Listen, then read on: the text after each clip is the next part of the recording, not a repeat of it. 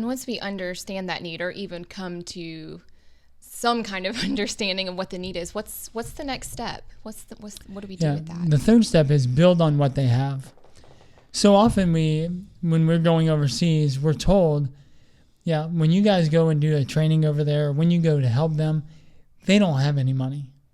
They are among the poorest communities in the world. But every time we go to those locations, everybody has a smartphone. I think it's 83.96% of the world's population, in the latest statistic that I saw, has a smartphone. Well, there's no cell phone companies that give away minutes for free. So it may not be as easy as getting money from the States. It may not be as, straightforward as just asking for money.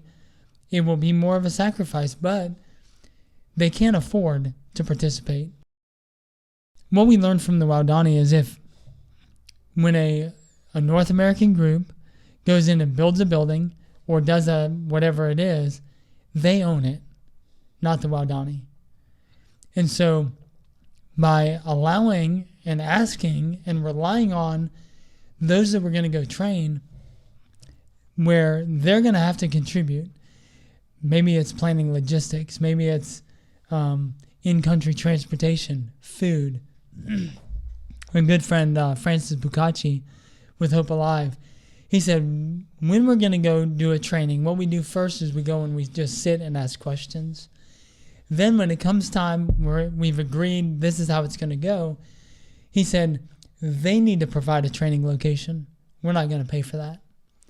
They also need to plan a safe place for us to stay, safe food for us to eat so we don't get sick, and some of those basic things that they can contribute to, because resources are not just money.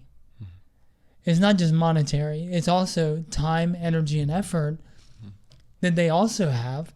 And so allowing them to have the ownership, to have skin in the game, is not only important, it's necessary.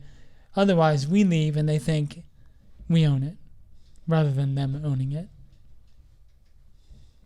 Yeah, and just again for clarification, when we mention we're talking in regards to our brothers and sisters in Christ in different parts of the world, and so the different contexts that they're working in.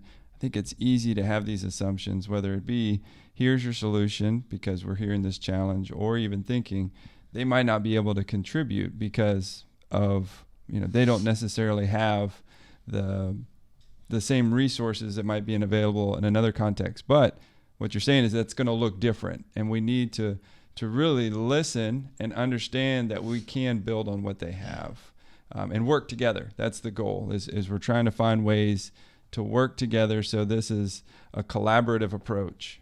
Yeah, in one training that we did in another part of the world, the trainees, we only had a few medical kits to leave with them. But we said, look, if you would like a medical kit, and at that time the medical kits cost about $300, I spoke with our partner, who is from that country, and the local pastor. And I said, what amount of money would be doable, but would really take some effort for them to put together on their own? And it was $25. So, and if I mentioned the country, everybody would say, oh man, they are so poor. But every single one of those students, except for one, put together their own money, saved up $25, and got their own medical kit. Now, one person called the U.S., which is so much easier, but we said if you call the U.S. and raise the money, or raise the money other ways other than just yourself, then it's full price, $300. But out of that training class, only one did that. Everybody else saved their money up. And for them, it was a sacrifice, but they're also then going to value, and they own it, not us.